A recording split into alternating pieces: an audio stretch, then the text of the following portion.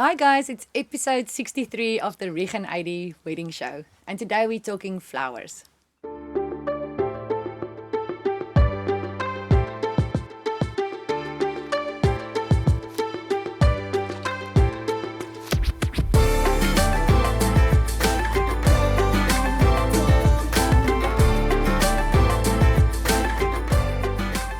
Justine, thank you so much for giving us the time of day. I know you're very busy. Tell us about your business. I'm afraid I'm gonna get the name wrong, so you must pronounce it and give us a little bit of history on the farm. Okay, well, it's called Sobabini. That's our company's name.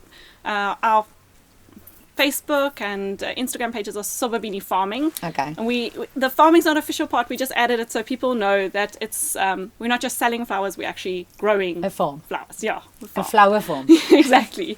We're a bit of everything farm, but we do flowers too. So traditionally, we mainly grew proteas. My parents started the farm and they grew proteas, and we did a lot of exporting.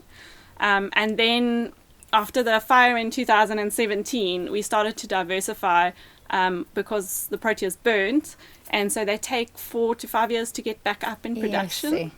Yeah, so we had to do something in the meantime. So that's when we started doing the more seasonal cut flowers, as well as vegetables and things that were just quicker crops.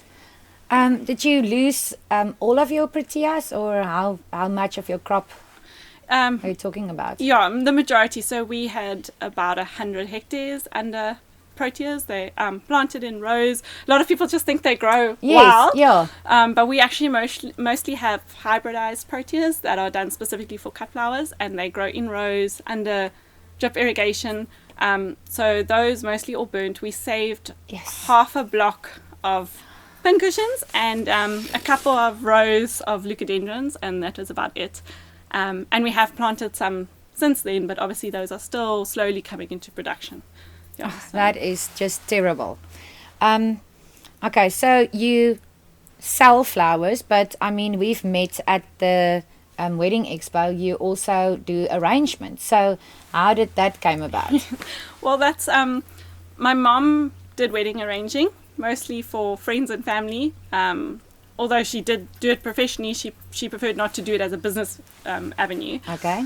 And I started showing interest, especially when we started growing the cut flowers. The two tie together, this type of flowers and weddings, it goes together. And so I started showing interest. My mom started teaching me how to do the flowers, and she said it has to continue to the next generation. And we did friends and family, and then word got around, and their friends asked, and then it kind of just snowballed. At first we didn't advertise, it was just people heard of us.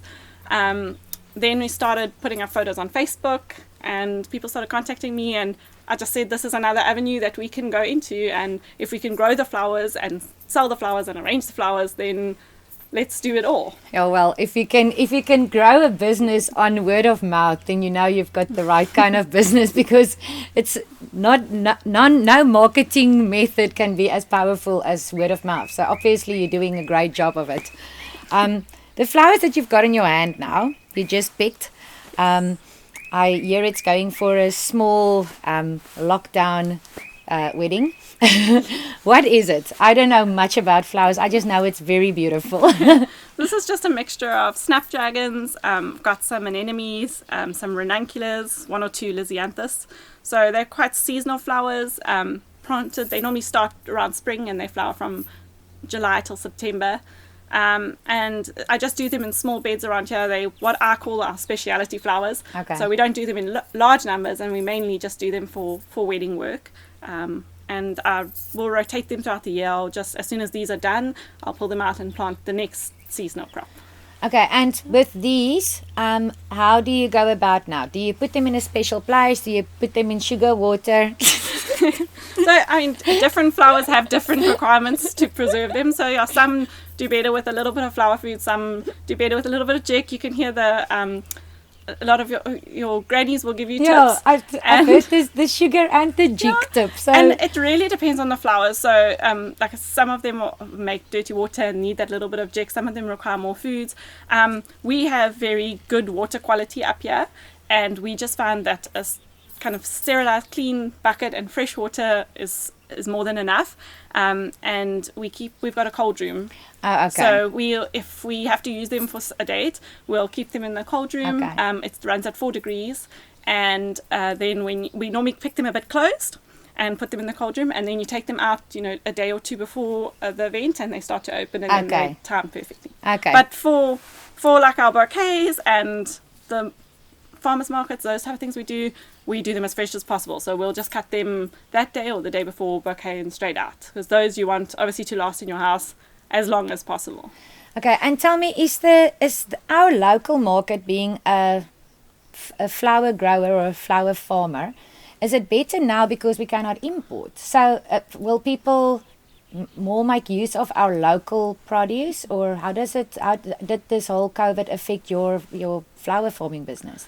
Yeah, at the moment we haven't seen much of an increase, obviously, with the events being closed. But yeah, I do, of course. I do believe it will have a positive impact. Firstly, from a cost perspective, if they locally grown and don't have to be transported far, then it brings down the cost of the flowers. But I think mostly from a responsibility perspective, people are becoming more and more aware of supporting locals, and especially, as a general trend over the last few years, that's happened. Totally, yeah. But especially with the lockdown, people are realizing how valuable it is to have a personal connection with someone to be able to call up someone in the area, and the loyalty of seeing small businesses struggle and close. People want to support people in their community to help uplift them. So I definitely think that in future months, once the industry starts opening up, we will see an improvement.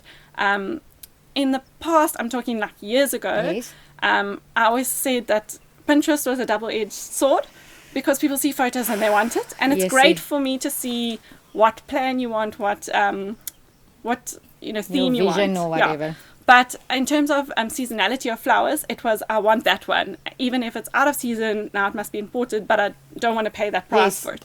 Totally unrealistic.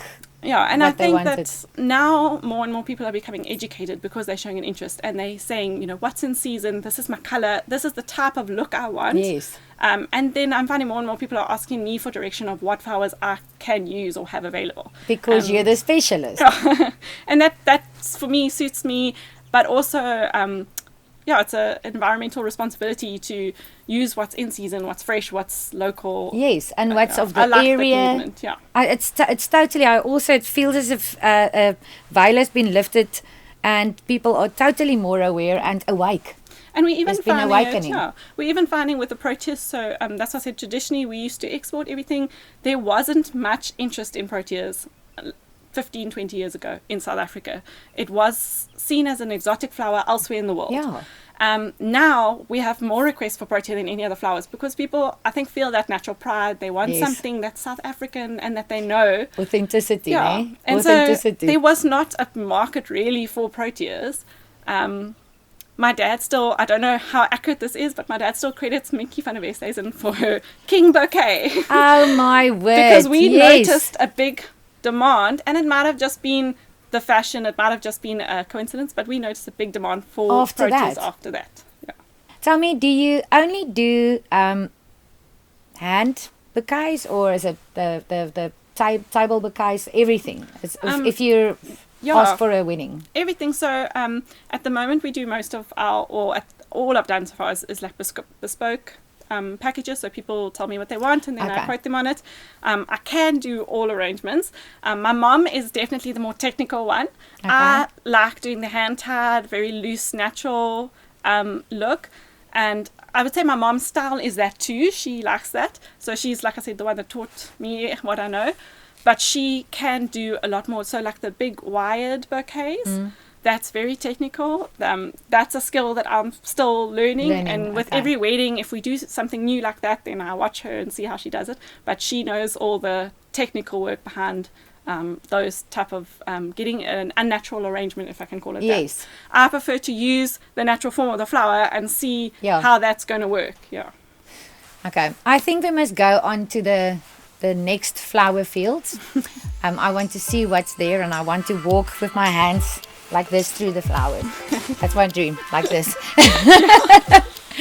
Can you show us? Yes, definitely. We'll go there.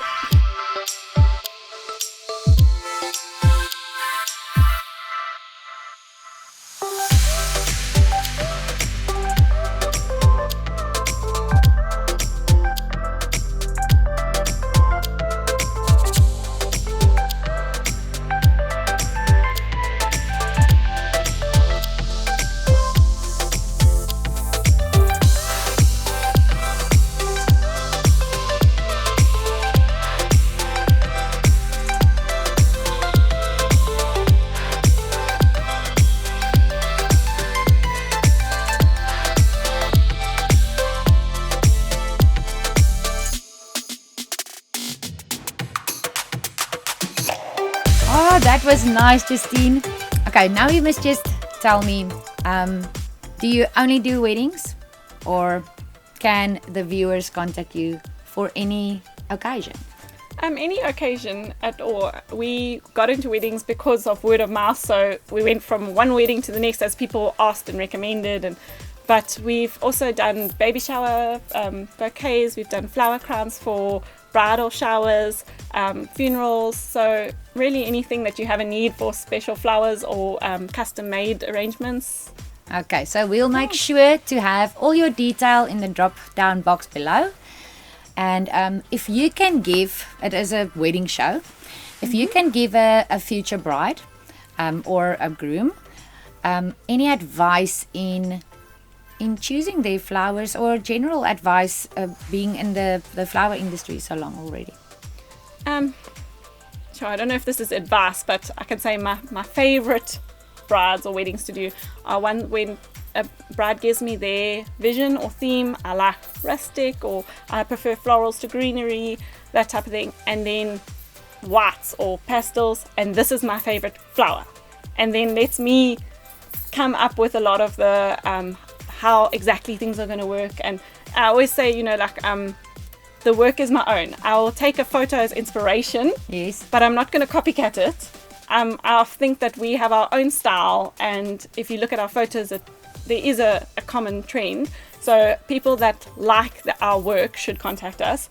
And it's a very natural, loose, wild look. We use a lot of the indigenous fynbos that we pick on the farm. So it gives that loose, natural form. It's not a very stiff, formal arrangement, which we can do. I can buy in flowers if I don't have them or grow them. But I really prefer to use what we have locally, to stick with a broad theme and color. Obviously, you say, I want these arrangement, this many tables, I want it high or low, and then trust me to see what I can come up with. That is what I like to do. It's a form of artistry. It's what I can create and not what I can copy. Yes. I think the theme throughout the show, it's very interesting. If we ask any of the suppliers, being a makeup artist or a stylist or a decor specialist, all of the suppliers say, leave it in our hands, we know what we're doing. And I think all of us that's in the wedding industry, that specialize in that, appreciate it, that the client gives it over to us, and they can then trust us. It's, as you say, they've seen your photos, they've seen your work. You've got an active Facebook media, and if they choose you, they know what they're getting. Because at the end of the day, the bride can't specialize in all the departments. And we want to make it good for her. We want to listen to what she wants and deliver on that, but in our own way. For sure. For sure. Thank you very much. We appreciate your time so much. I don't know how we're going to be able to leave here. We're definitely bringing our kids back. It is a view of Jeffrey's that I've never seen. It is beautiful. I love it here. Guys, thank you so much for watching again. Make sure to subscribe, and if we hit 1,000 subscriptions, you get a chance to win the voucher for a Rieg AD shoot and the nomination bracelet sponsored by Gabriel's Jewellery and Nomination South Africa. Thank you very much and have a wonderful weekend.